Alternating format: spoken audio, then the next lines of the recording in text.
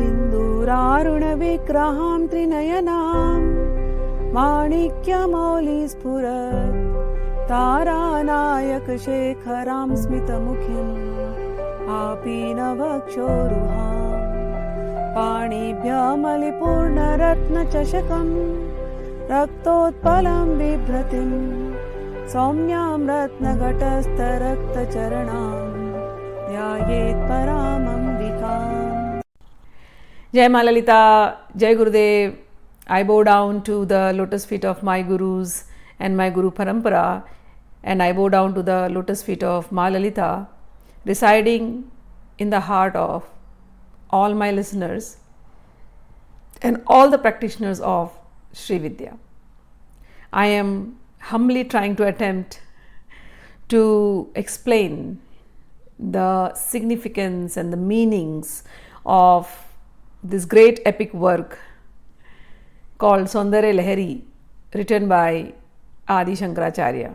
In the first video itself, I have said that there are so many secret things in this, so many esoteric meanings, so many deeper meanings. So while I'm attempting to explain it, the toughest part is to explain it in simple words. There are many ways this can be interpreted, because some people might interpret in the Advaitic way of understanding. Some people will interpret it in the Dvait, means dual form of Ma. There are other meanings to it also. There are practices about Kundalini meditation and the formless meditation and the meditation with form. Every little thing, even the mantras, every little thing, all those deeper meanings are encrypted in these shlokas, especially the first part, which is called as Anand Lahari. The first video I have already told you the background of Anand Lahari. So the first part, the first 41 shlokas are very highly encrypted. So many things. I mean, when I'm reading and I'm trying to explain, I'm trying to make it very, very simple, because those encrypted meaning, if I start opening up every shloka, the videos will go on increasing. Like every shloka would need at least 2-3 videos to explain it. But I'm trying my best to make it very simple. As I pray to my gurus that my whole effort, whatever I'm trying to do, is to connect Ma with the listener, with all of you. What happens is, many times when people walk on this path of Sri Vidya, she is very attractive. Her chanting, her mantras, her lalitha sahasranam, whatever she gives, whatever she does, she is very, very attractive. She attracts the mind of the people. And many times when people walk on this path, they meet some other practitioners who claim to be very intelligent, who claim to be knowing everything. And when they talk to them, instead of encouraging people to practice, their talks, their explanation only discourages people, demoralizes them, and people sometimes feel that the newbie, new person who walks on this path, who is trying to practice, they sometimes feel that, oh, this is beyond my reach, or this is something I should not practice. And my whole effort, whatever I'm trying to attempt, is, no, this is for you, this is for everyone. Doesn't matter whether you are a beginner on this path. And if you are very highly advanced on this path, then it becomes your duty to encourage everybody to follow this path. It is very easy. Maybe the Sanskrit version is when you read Anand Lahari, Soundarya Lahari, maybe the lyrics is very difficult, but you can still practice. Take one shloka every week and start practicing. You will learn it in 100 days. Not a big deal. And these shlokas are so beautiful. They can fulfill all your desires, for sure. And whether you understand or not, as I told you, there are 2 parts to it. The first part is more of meditation techniques, hidden meanings of Kundalini, of chakras, of mantras, lot of things in there. But the next part, which is called Soundarya Lahari, it's only describing the beauty of Mother. If somebody does not understand the first 41 shlokas, no problem. If you attentively hear, as I will make the videos, I'm constantly praying to my gurus and my Babaji and Adi Shankaracharya to make it easy for you, so that you connect to Ma. I want to hear that Ma is playing in your heart when you hear this. So with that wish, with that desire, I'm trying to explain to you now. We already did till 5. Now today we will read the next set of shlokas from 6 to 10. The last shloka where we ended, if you remember, I'll just revise it one more time. It starts with Shiva Shaktya yukto yadi bhavati shaktah prabhavitam. It started with that, and where we ended was on Mohini avatar last time.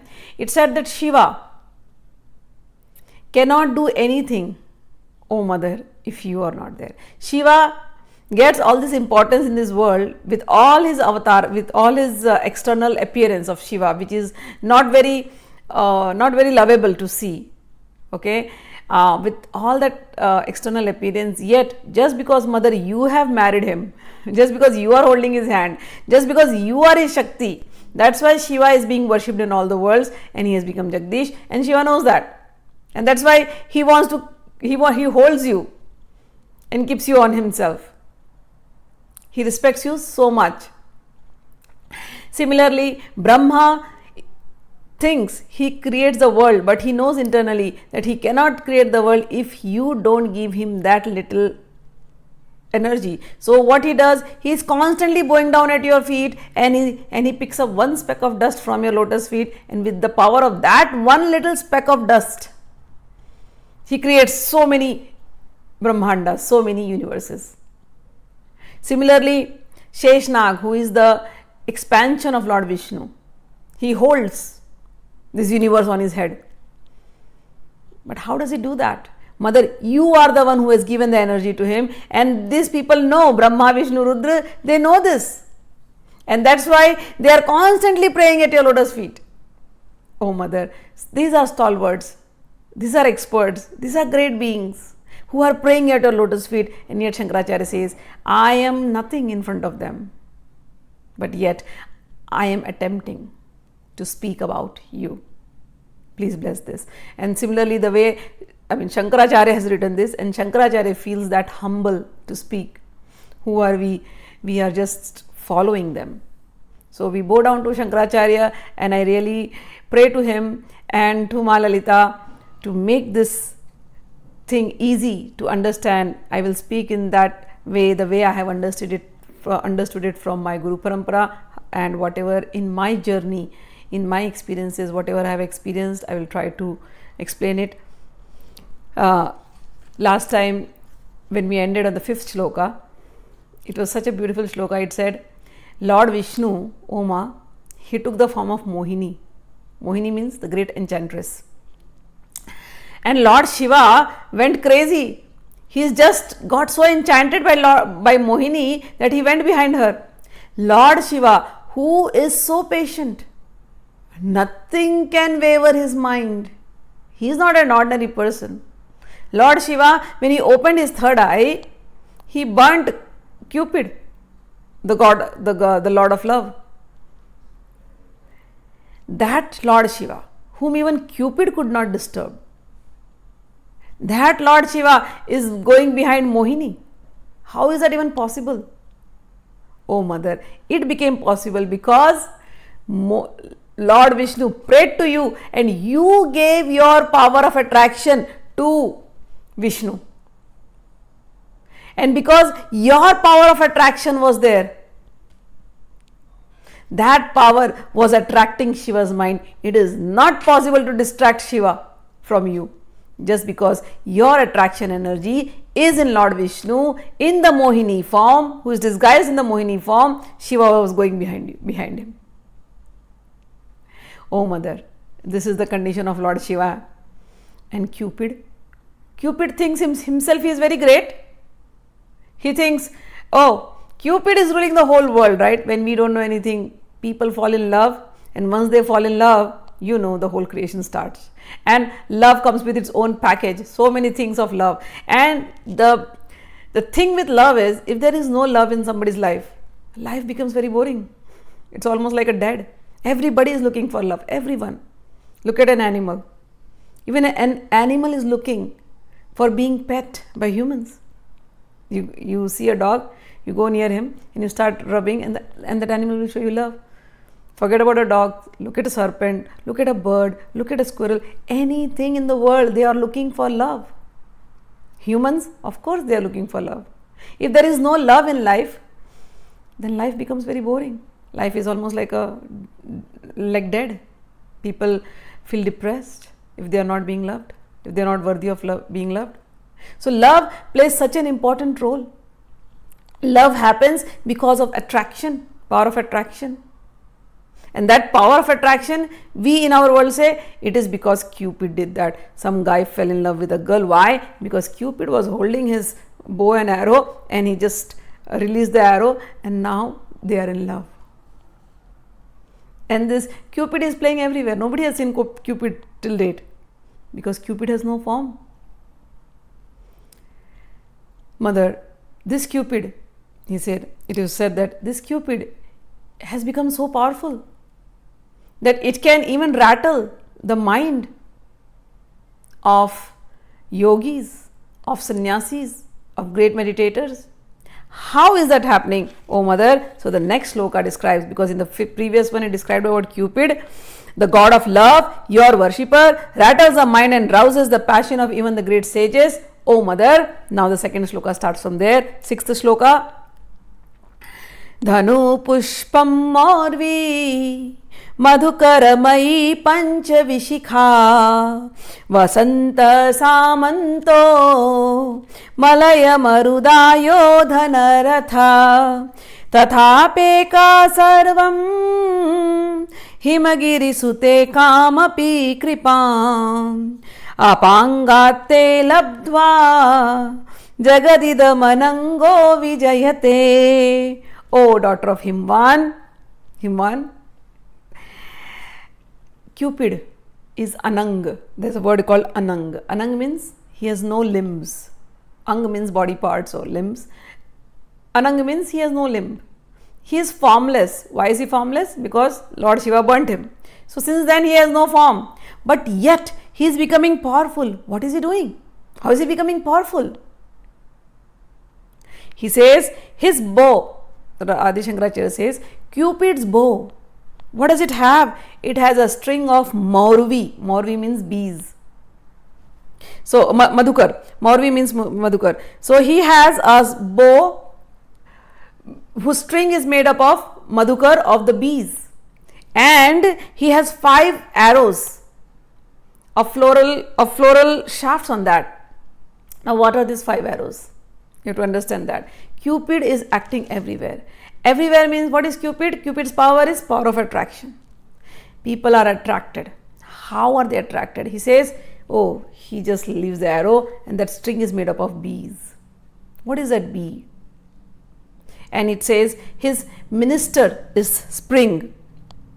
And Cupid travels on a chariot. Now what is that chariot? Oh, that chariot is nothing but a breeze which comes from the Malaya mountains. Malaya is a mountain where sandalwood tree grows. So the breeze comes from there, such as fragrant breeze, and that is the chariot which moves Cupid. So these are the explanation of the form of Cupid. Even though he is formless, yet his chariot is also formless. It is breeze. His bow is nothing, but the string is made up of honeybees. Okay. And his arrows are 5 floral shafts.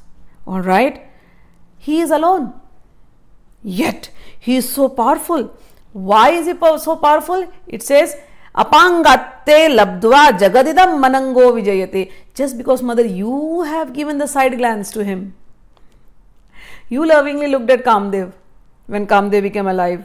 Vrati went to you and she prayed. She said, Ma, please make my husband alive. If he is not alive, then what will the world do without him? You have to make him alive. So you just looked at him from sideways, one side glance. And Ananga, Cupid, became alive. He is there. His form is not there, but he is there. And he is carrying all the power of attraction just by the mere side glance of Ma. Now what are these bees? Usually when it is springtime, everything becomes new. Spring is the season of love. Everything is becoming new. You see, when spring comes, flowers are blooming everywhere. The flowers are attracting honeybees or other kind of bees. The weather is perfect, and the breeze flowing will carry the aroma of all these flowers. Aromatherapy. When you have to create a romantic environment, we always light up these candles or we put flowers. Why do we do that? The aroma creates that mood. So same way, in nature, when flowers are blooming, beautiful flowers, jasmine, roses, lilies, all these flowers, they have this aroma, and this aroma passes everywhere, and the whole nature attracts each other. The flowers are attracting bees, the bees are cross-pollinating, and then you see different plants are sprouting everywhere. That is, when the plants are sprouting, it means Shiva and Shakti are attracting each other, and the result is so many plants are sprouting, Mother Earth is sprouting. Then you see animals, the male animal, the female animal, they are trying to attract each other in the season of spring. Spring is such a beautiful season. Though as humans we have forgotten all this, but for animals, when you see nature, you see this pattern. Other times animals are very quiet, but during this time everything becomes active. So spring is considered as the minister of Cupid. So many poetries, songs have been written on this spring. And bees, one bee is what you see bees, but the other bees is the bee of the mind. And so the bee of mind, human mind, animal mind, every mind is going behind the opposite gender. That is the law of attraction. Now he is having an arrow of 5 floral shafts. Now what is those 5 things? What is those arrows? Those 5 arrows are actually 5 senses. What are those 5 senses? One is the sense of, it is called Rupa. Rupa means form. When we look at a form, we are attracted towards that. Form, now this power of attraction is not just male-female attraction. Form is anything that beautiful you see, you are attracted towards it, you want to have it. You go to a car showroom, you see a beautiful car, oh, I just want to have this car. You go to a shop, you see something good, you look at the form of it, oh my God, I want to have this, and you have it. So looking at something that is called a rupa, your mind gets attracted to the rupa, to that form, and you want to have it. That is called power of attraction. It could be a non-living being, it could be a living being. It could be anything. A human being can be attracted towards an animal because it is attractive. So attraction is at different level, different ways, but the power of attraction is a principal power in this universe. So Rupa, first arrow is Rupa. Rupa means form. Second is Rasa. Rasa means taste. Now you're sitting at one place and you just think of, say, if somebody likes apple pie and he just thinks of apple pie. Immediately, even if the apple pie is not there, you will start feeling the smell of apple pie baking in the oven. Or somebody might just see, they are driving and then they just see a big poster of some restaurant, and then restaurant has in that poster you see, in that thing you see, say, burger or a pizza, and the cheese is just oozing out of the pizza slice. Oh my God, immediately your mind will be like, I want to eat the pizza, or I want to enjoy the burger or the pasta or anything, whatever you like. You just see a good advertisement and you want to have it. Power of attraction. Even if the food is not there, you're already drooling over it. So that is power of attraction, the sense of taste in your mouth. Even though you have not tasted it, but it is here. It is being activated. And you start feeling the taste inside you, and now you are so attracted that you want to go home and you want to order that for dinner. So power of attraction. So one is Roop, another is Ras. The next one is Shabd. Shabd means sound. Sound is any sound. People like songs. right? We like songs. We may not see the singer, but the songs. Certain songs, they just create sadness, or certain songs can create love, feeling of love in you, or certain songs can create a feeling of victory in you. The sound. Some people don't look good, but when they speak so sweetly that you want to just keep hearing to them. Sound. You get attracted to the sound. So, power of sound. People of the world, great leaders, what did they have? They may not be all good looking or having great personalities, but they knew the power of their sound attracts the minds of millions of people, and they become great leaders, speakers. So, power of sound. So, 3 arrows Cupid is throwing. 1, so we counted 1. Roop means the external form, then taste, then power of sound. The next comes sparsha. Sparsh means touch. So, touch means not only just a human or a male or a female touch. Touch could be anything. Like some people like to like the touch of, say, a cotton cloth. Some people might like a silken cloth. Some people like velvety cloth. Some people like when they buy handbags, there is some different kind of textures on those handbags. People like to touch that. So, sense of touch, just the feel, and you want to have it. So, Rupa, Rasa, Shabda, Sparsha. Sparsh means power of touch. And the next comes is Gandha, that is fragrance. Like in Sparsh also, like when you go to your mother's, when the mother touches you gently, that Sparsh. Or a girlfriend boyfriend when they touch each other gently, lovingly, that Sparsh, that touch. Or when an animal comes to you and gives his love by rubbing himself around you, that touch, you get attracted. People go to safaris. Why do they go to safaris? They want to see the animals. They want the animals to come near them because it is a joy. It gives you joy. So, fourth was sense of touch, and then the last one is the fragrance. You get some fragrance somewhere and your mind is attracted towards it.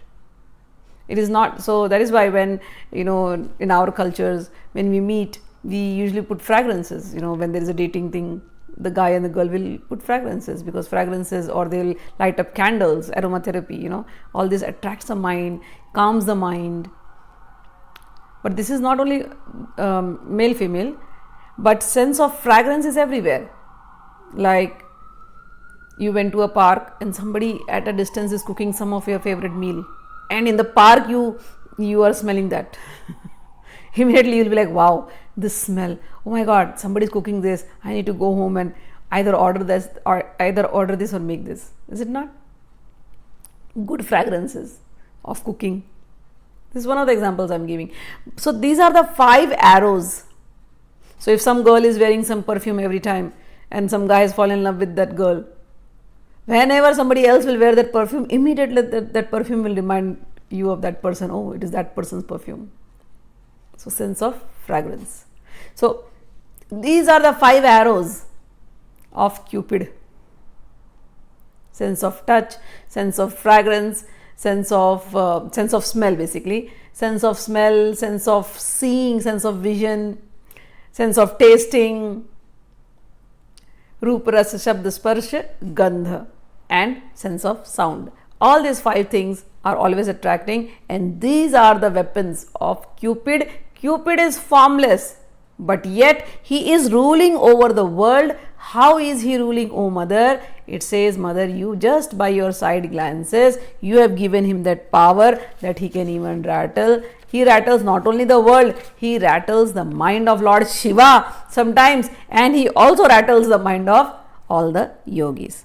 Oh mother, you are so beautiful. So the next shloka, Shankaracharya goes in Bhava, and he says, Kvanat kanchi dama kari kalaba kumbhastananata Parikshina madhye Parinata Sharachandravadana Dhanurbanan Pasham Srinamapi Dadhana Karatalai Purastadastam Naha Puramathitu Aho Purushika. He says, O Ma, O Puramathitu, O consort of Lord Tripura, O Shiva, O Aho Purushika. Purushika means Purush means male and female means the energy of the male. Okay, Aho Purushika. Hey Purushika, can you give us your vision? Can you come in front of us? We want to see your form. And what kind of form? Adi Shankaracharya says, you come in front of us with your slender walk and your slender waist. In the waist you are wearing a girdle which has tinkling bells. Now this is the important part. When we meditate on Ma, let your meditation not be a boring meditation. You are seeing some 2D picture where Ma is just sitting. No, this is not how it is described here. It is Ananda Lahari. It has to create waves of happiness in you. Anand means happiness. Lahari means waves of happiness. So when you are meditating on Ma, she just comes in front of you and you hear the sound first. She appears and you hear the sound of her girdle around her waist. In that there are tinkling bells. So she's coming, ching, ching, ching, ching. You hear the sound. And bent by breast with ample bosom, and O Mother. So first you see her as dark, then she comes, full bodied, and you see her face, and her face is shining like that of a full moon. Shining bright like a full moon. Parinat Sharachandravadana. And Mother, now the picture becomes clear. First you have only heard the sound, now you are seeing her beautiful smiling face, and then you see her 4 hands. In the 4 hands she is holding a sugar cane. What is that sugar cane? Sugar cane is the mind of the devotee. We say, oh Mother, we don't want Kamdev. We don't want to be attracted by Kamdev. Our attraction is you. We give our minds to you. Please hold our mind. She has arrows. The same arrow which Kamdev has. Those 5 flower shaft arrow. We say, the devotee says, oh Ma, we don't want to be disturbed by Kamdev, by Cupid. Oh Mother, we give all our senses, the 5 senses, we are surrendering it to you. Please hold it. Our sense of touch, our sense of form, our sense of sound, whatever we are hearing, all beautiful things. Oh Mother, we are surrendering it to you. Hold it in your hands. And then he says, she is having a gourd and a noose. We say, the devotee says, oh Mother, please hold us tightly and put that noose on us. Put that gourd in front of us. Let our mind, let our senses, our 5 senses, let our mind, our passion, our anger, our attachments, everything. Oh Mother, you hold it. We surrender to you. Please, Mother, please come in front of us smiling and with your tinkling bells. We do not want to be captured by Kamdev. Who is Kamdev? He is nothing. Kamdev means Cupid. He is nothing. For us, it's you. We surrender to you. Please, Mother, come to us. And when the devotee is meditating like this, the next shloka, Adi Shankaracharya says, go deeper in the meditation. Go to her abode. How is her abode? It is also described in Lalita Sahasranam. But first I'll read the shloka from here. Sudha sindhor madhye suravitapi vati parivrute mani dvipe nipo pavanavati chinta mani grihe shivakare manche Parama Shiva Paryanka Nilayam Bhajanti Tvam Dhanya Katichana Chidananda Laharim. Now here, when you hear this slok, last it ended up Katichana Chidananda Laharim. Chidanand means, Anand means bliss, Chidanand means bliss of the consciousness, and Lahari means waves. So in the waves of bliss in the consciousness. I'll explain you what it means. Very few people are blissful, Shankaracharya says. Very few people are blissful who can meditate on your form. How meditating? First, as I explained you, in our four-handed form, okay? And the next meditation is Sudha Sindhur Madhye, you meditate. Where does Ma live? Ma lives in Srinagar, right? As I explained yesterday in the previous video, first video, Shankaracharya was sitting on the Shankaracharya hill and he wrote it there in Srinagar. And when I went to Srinagar, I saw Dal Lake. So when you go on the hill, the gufa, the cave there, and you look down, you can only see Dal Lake. The whole city is full of Dal Lake, Srinagar. It's such a big lake, it's a major part of that area. So when I read this, Sudha Sindhur Madhya, and when I was meditating there, the same shloka was going in my head. Sumeru Madhya Shringastha, Shriman Nagar Naika, Srinagar name, Kashmir, Srinagar name came itself from Sri Vidya, Sri Mata. And Dal Lake is nothing but like just a replica of Sudha Sagar. I felt like that because it helps. But when we are on earth, whatever we see, accordingly we have to meditate, seeing whatever God has given to us. Yat Brahmande Tat Pinde, they say, whatever is in macrocosm, such same thing is in this, is in our earth, is in our body and is in our earth.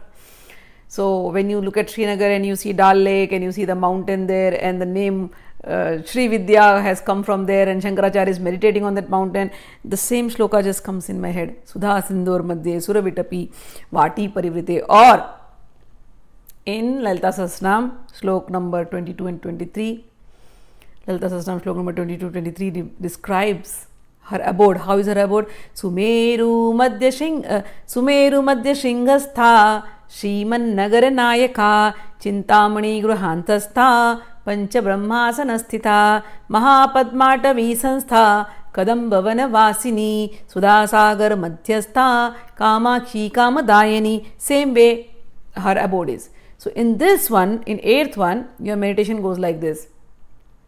First you see mother, but where is mother?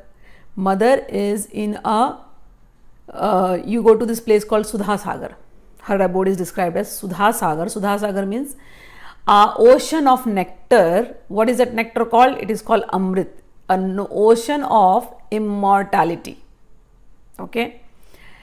So you go into that, and there in that ocean is a beautiful island of gems. It's called Manidweep. Then you get into the island. You see, you look everywhere. There are trees, beautiful trees. What are these trees? These are called as Kadamba trees. What Kadamba means? Kadamba means wish fulfilling trees. So already by the time you have gone there, all your wishes are fulfilled on earth, but now you have entered Ma's abode. And wherever you see, every tree, every bird, everything, you see there, it is all full of consciousness. Those are not ordinary trees. And they are wish fulfilling trees. The moment you enter Ma's abode, first of all, you have earned that much qualification to enter there. Now you are in that abode of Siddhas. All devotees of Ma, they must have worshipped her in different forms. And they have gotten those five kinds of mukti. They are right now living there. And you enter in that abode.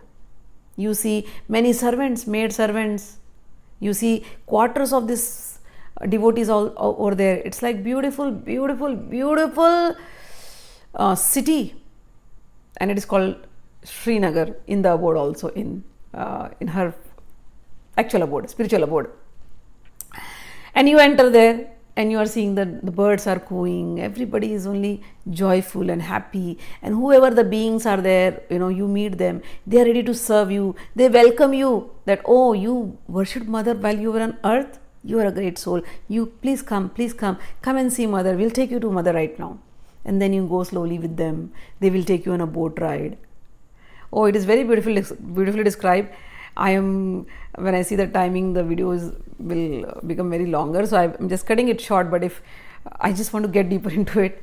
But anyways, for now we'll just shorten it. So you enter there and you keep going, and then you see that there is a mountain. So you saw the ocean, you saw the island, you saw the forest of wish fulfilling trees, and then you see a mountain. Then all these people here, the citizens there, will take you to the mountain. And then in the mountain there's a big beautiful palace. studded with gems. You enter into that. And when you enter into that palace, there are many doors, close to 7 doors. You will cover all of them, and then you enter into the innermost chamber. And the innermost chamber, there is Ma Lalita sitting in a golden throne, and all these devatas are sitting on the side. Now to this I want to add one more thing.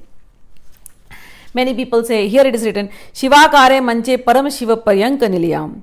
It says, on that island there is a mansion of precious stones in the grove of kadam trees. In that palace, O goddess, that palace is full of blissful awareness, and on that there is a throne. On that Sadashiv is lying, and on him you are sitting. It means like that, but it doesn't mean like that.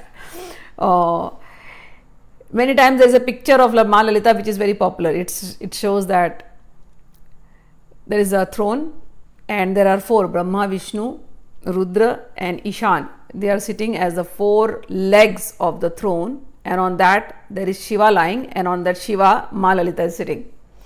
So many times people think that is the correct depiction, but it is not. It is not like that. There is just a concept. Do you think? Mother is so kind. If you call her, she will give her throne to you. When you enter there in Srinagar, the spiritual abode, she looks at you. She is ready to give you your throne. She is ready to give her throne to you. Now that mother, you enter there, you are seeing there, and then do you think you will see it like, oh, Brahma is sitting, then Vishnu comes and sit, then Rudra is sitting, and then Ishan is sitting, and then they say, okay, now keep the golden throne on me, and then Shiva will sleep on the golden throne, and then Shiva will say, okay, Lalitha, come and sit on me. Do you think this is how it is? All these 4 people sitting with the throne on their head, and Ma is like, oh, come on Shiva, you lie down, I'll sit on you. Do you think it happens like that? Do you think it's even logical? Whoever made that picture, God only knows. But anyway, that picture has become popular, and I have seen that learned people who are devotees of Ma Lalita for so many years, they also believe that this is how it is. Panchbramhasan sthita means all the Brahmas are sitting like this, and on top of them the throne is there, and Shiva is lying and Ma is sitting. No, it is not like that. It is not like that. Who are these Panchbrahmas? Panchbrahmas, first of all. So the Panchbrahmas now is depicted as Brahma, Vishnu, Mahesh. But actually, these Panchbrahmas are expansion of Lord Shiva. Sadashiv is always living. Sadashiv is Kameshwar and Kameshwari. They are always living there in that abode. When the universe is created, the first created being is Brahma. To help the universe continue, the sustenance of it, the next expansion is Vishnu, as we understand, and while in the annihilation it is Shiva. So these 3, and then are maintaining the whole universe. When the universe gets annihilated completely, it is called pralay, destruction happens. Then there is an intermediate period. All of us will die. Everybody who is living, everything dies, and everybody gets into the seed form, and they are stored in the spiritual abode till the next cycle of creating universe starts. So during that period, Mahesha is maintaining that, or Ishwar, any of the names, whatever names, is maintaining that. So these 4 roles are being performed by Brahma, Vishnu, Mahesh and Rudra. Rudra means annihilation. All these 4 people, these are only roles. They continue this role as long as the universe is there. From one creation, sustenance, destruction, then everything goes down. Then next, and this whole thing is done in the life cycle of 1 day and 1 night of Brahma, and then that finishes, and then again the next cycle starts. So every cycle these roles are coming up, and it is only Lord Shiva who has extended himself in all these roles. So for these roles, the energy needed has come from Ma. Brahma cannot create anything if the knowledge is not provided to him.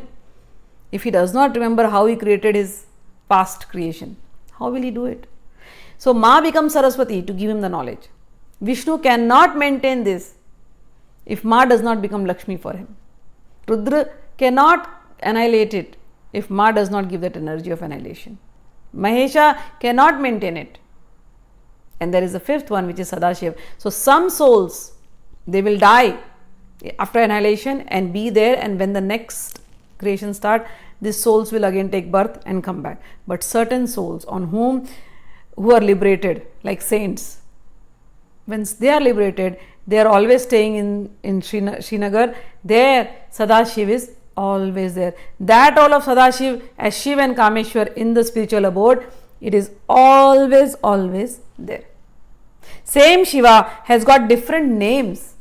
For us to understand, we use these names Brahma, Vishnu, Rudra, Mahesh. But actually, when you read the Shaiva Siddhant, the names of Lord Shiva is different. He is called Kshetrajna, he is called Tatpurusha, he is called Aghora, he is called Kamdev, he is called Sadyojat. So different. It is the same Shiva. So these are different roles of Shiva, but in his spiritual abode, he is the same Sadashiv and he is residing with Mother all the time. There are millions of universes created in the past, millions of universes will be created to do all those roles. The 4 Brahma Vishnus are created, millions of them are created, millions of them are gone.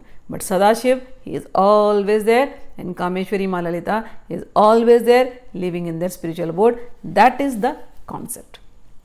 Let's go to the 9th one. Mahimmuladhare kamapi manipure hutavaham sthitam swadhisthane hridhi marutamakashamupari mano api bhrumadhye sakalam-api bhitva kulapatham sahasrare padme sarahasi patya viharase. Now this one, 9th one and 10th one is called Antaryag, means worshipping Ma internally. Right now what we started with was meditation first. Ma looks like this, her abode is like this. Now we worship her inside us in the form of Kundalini. So when you are deeper in meditation, where does she stay? It says she stays in Muladhar. Mahim Muladhare. So Muladhar meditation is done and the Kundalini Shakti rises. That she goes through Muladhare kamapi manipure hutavaham. Now here Swadhisthana chakra is not mentioned because Muladhar and Swadhisthana are very close to each other. So the two have been taken in the same way, and then Manipur, the Manipur has been mentioned. So Kundalini rises from Muladhara straight to Manipur, and okay, here one difference is there. Manipur and Swadhisthana's positions has been changed. Again, both are right because of the distance. Okay. Mahim Muladhare kamapi manipure hutavaham sitam swadhisthane hridhi marutamakashamupari. So she pierces through the earth element, then through the water element in the Swadhisthana, then to the fire element in the Manipur, then she goes and sits in the air element in the heart, and from there she pierces and gets into the space element starting from here, and then she goes all the way till Muladhara to the Sahasrar. There she meets Lord Shiva, and there she is enjoying this. Whatever enjoying is done is called as Samadhi. So during Samadhi you experience all these things. Now these are internal meditation techniques. When you sit with a guru, the guru, you should ask, if you have gurus, you should ask your gurus how to explain, how to understand this, and then they can explain it to you deeply. But the short thing is that this is a meditation on Kundalini. So she pierces through all these things. Now she rises up and comes here. So in Samadhi state, you are enjoying that bliss. Again, now one more thing. So the Panchbramhasan Sthita, that concept which I described earlier, that also is described in this shloka. The 4 Brahmas, okay, the 4 Brahmas are in the 4 chakras till your heart chakra, okay, and the 5th Sadashiv is in the Vishuddhi. Okay, so we experience that Sadashiv is here, and from here to here, this whole position is ethereal. It is the space element pervades from here to here. So Ma is residing in the Kundalini, and then she rises from Muladhar all the way till Vishuddhi, and from there she pierces up to here. There are some internal points how she goes, so one must learn it from their gurus and then try to take the Kundalini up. Many times people's Kundalini rises till here and then they are not able to experience up because they don't know the techniques. But here it is said that she goes like that internally and internally meets Shiva over there. After meeting Shiva, you experience Samadhi, you experience bliss. Then what happens? Many times people say, oh, my Kundalini rised, I saw this, I saw that. But there are certain qualities to know whether the Kundalini has risen or not. And once you achieve Samadhi, it is not necessary that you will always be in Samadhi. The practice of Samadhi requires a lot of mastery. Okay, so sometimes it may just occur to you by itself, sometimes you have to master, but after Samadhi you experience that bliss, and that Kundalini which has risen up after some time will come down. Again, when it comes down, it will go and sit in the Mooladhara. Why it sits in the Mooladhara? Why is it required? Because if it doesn't sit in the Mooladhara, you will not be able to live in the world. You will not be able to eat, drink, do your normal functions. So, and once it rises up, you are in Samadhi, you are cut off from the world. But once it comes down, you again become conscious of the world. That is why this Kundalini goes up and Kundalini comes down. Sudha Sara, now the 10th slok, we'll end up with that. Sudha Sara Sarai Charana Yugalantar Vigalitai Prapancham Sinchanti Punarapira Samnaya Mahasa Avapya Swam Bhumim Mujaganibham Adyushtabalayam Swatmanam Kritva Swapishi Kulakunde Kuharini.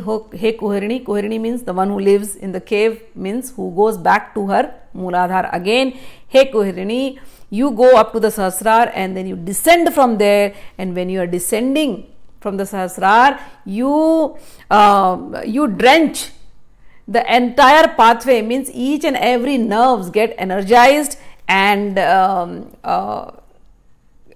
attains all the power and the energy. And how does it happen? Oh mother, just from your lotus feet.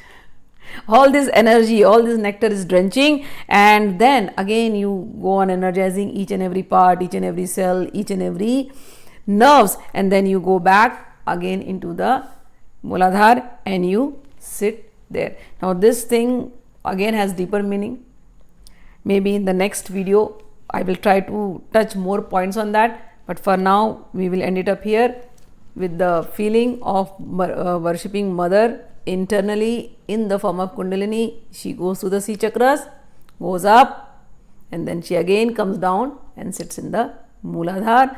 But when she comes down, she has energized the entire body, all our cells are regenerated, and she makes us more spiritual, more wiser, more calmer, more blissful. When you reach into the state of Samadhi, you experience waves of conscious blissfulness. That is called as Anand Lahari.